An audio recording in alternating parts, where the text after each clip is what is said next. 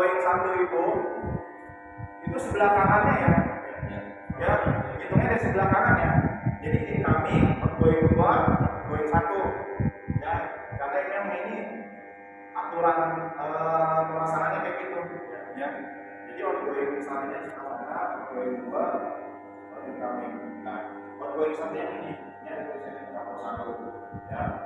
Jadi ini tegangan dari 20.000 volt diturunin jadi 400 atau 380 volt menuju ke RDMSD. Ya. Nah, ini di sini ada sistem trip unit di trafo. Ya, kalau misalkan kalian lihat ya, di sini ada 2 jarum.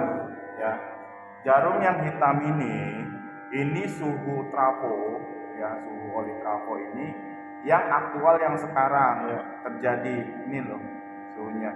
Tapi kalau yang merah itu historinya yang pernah terjadi saat trafo ini panas maksimalnya di situ, yang pernah terikot nih. Tulis 41 dia itu. dorong gitu ya Pak? Hah? Dorong si yang merah itu ya kalau Ya, misalkan sistemnya seperti itu. Jadi intinya tuh kalau yang merah itu dia histori ya, histori yang pernah terjadi pada saat suhu trafo tertinggi itu. Nah, di sini lagi teman-teman. Nah, ini level oli. Pada saat misalkan ininya turun, ya, ini akan trip ke panel tegangan rumah sana. ya. Nah, di sini nih, kamera bisa diarahin di sini. Nah, di sini ada sistem namanya satu alarm, terus yang kedua tripping, ya, jelas ya. Nah, alarm yang di sana kalau dilihat dari settingannya itu sudah saya lihat lebih dekat ya. 30. Enggak, itu yang itunya kan. Dapat itu 90 ya. Jadi yang ini nih, saya kasih tahu. Ya 90-an. 90. Nah, itu tanda panahnya ke 90 itu akan terjadi alarm. Nah, sebelahnya tripping itu dia bilang mencapai 95 dia akan trip 95 ya. suhunya.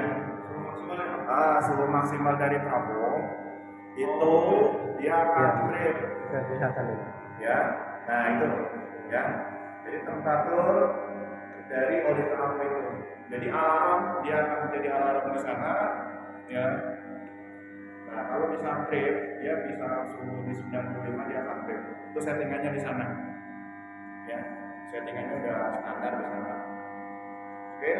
Nah, sini. Ini ada 2 sisi ya, sisi primer dan sisi sekundernya dari trafo. Ini kalau misalkan dari sisi tegangan menengah hanya ada 3 kabel ya. Nolnya itu nggak ada, nolnya itu setelah melewati trafo ya teman-teman ya. Jadi biar nggak bingung nih. Ya. Iya. Ini kan memang kelihatan nggak ada netral kan? Ya nggak ada, itu cuma RST aja. Tapi pada saat dia melewati trafo baru ada sistem nolnya atau tegangan rendahnya. Nah di sini kita lihat ada yang namanya tap changer. Nah itu ya, itu ada 5 step kalau nggak salah. 1, 2, 3, 4, 5.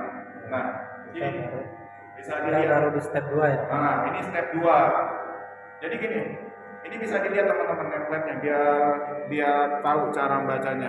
Nah jadi gini, kenapa kita pakai step 2? Ini ada penjelasannya.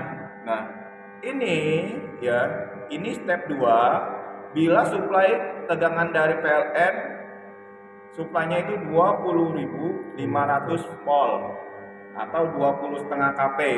Kita harus pakai step 2. Nah, kalau misalkan suplai dari 20.500 ini kita pakai step 3, apa yang akan terjadi? Ya akan terjadi voltase yang dihasilkan ke gedung itu bisa mencapai 450 volt atau terjadi overvoltage ya. Yang mudah-mudah seperti itu. Tegangan yang sekarang ini setelah terjadinya masalah kabel yang waktu itu terjadi blackout sejabodetabek, itu kan sebenarnya itu 20.000 ya dari PLN ya. Setelah terjadi masalah itu dia naikin stepnya tuh dari PLN jadi 20.500. Sebenarnya awal-awal mula itu dia stepnya itu di step 3. ya, tegangan karena 20.000 ya. Jadi tegangan step ini disesuaikan dengan tegangan masuk dari si PLN ya, teman-teman ya. Jadi kalau misalkan PLN-nya 20.500, kita harus pakai step yang 2. Pak, kalau misalkan 21.000 pakai step berapa ya? Step 1 di sini udah diarahin ya. Jadi nggak mesti step 3, nggak, tergantung dari supply dari PLN ya teman-teman ya. Biar tahu cara membaca Oh, berarti ininya ya. step ini semakin gede semakin kecil tegangan ya? Iya. Ya kan? Oke, stepnya akan menyesuaikan. Iya. Berarti ini Oke. batas yang di sana ya Pak ya, incomingnya si TM itu ya? Ya, jadi 25. jadi intinya nih, step changer ini disesuaikan dari supply tegangan dari PLN. PLN. Kalau tegangan PLN-nya 19.000, ya kan, kita step lima. stepnya 5 Pakai step biar 5. sesuai yang kita terima untuk voltase operasionalnya. Ya, teman-teman ya. Iya Pak. Dan untuk kapasitasnya bisa dilihat ini 2000 kPa ya. Oke ya. Jelas ya. Nih di sini rate capacity kPa. Ya. Jadi kalian biar tahu nih, Pak ini trafo kapasitas berapa sih, bisa dilihat dari sini nih. Rate capacity kPa di sini 2000 kPa. Ya, jelas ya. Berarti kalau kita coupler ini kan satu trafo nih. Berarti patokan kita dari sini 2000 kPa. Iya. Berarti kita ada di LV berapa nih ya? Iya, jadi gini Bim. 2000 kPa ini sebenarnya ini yang disediakan gedung untuk mengcover daya dari PLN sebenarnya.